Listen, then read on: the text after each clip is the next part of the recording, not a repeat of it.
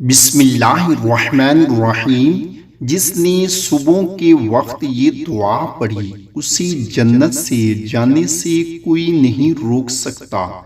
حضرت ام سلمہ رضی اللہ تعالی عنہا فرماتی ہیں کہ آپ صلی اللہ علیہ وآلہ وسلم نے ارشاد فرمایا، جو شخص صبح کے وقت یہ دعا پڑھ لے اس کے لیے 1,00,000 نیکیاں لکھی جائیں گی، اور اگر انتقال ہو جائے تو اس کی روح کو سبز پرندوں کی شکل میں جنت میں آزاد چھوڑ دیا جائے گا، جہاں چاہے پھرے۔ کلمات کیا ہیں؟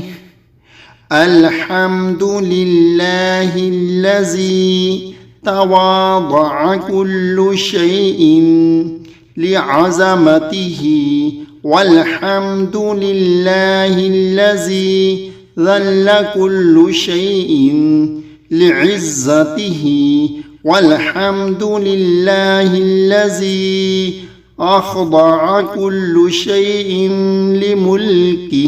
اللہ تعالیٰ سے دعا ہے کہ اللہ تعالیٰ ہم سب کو اس پر عمل کرنے کی توفیق عطا فرمائے۔ آمین۔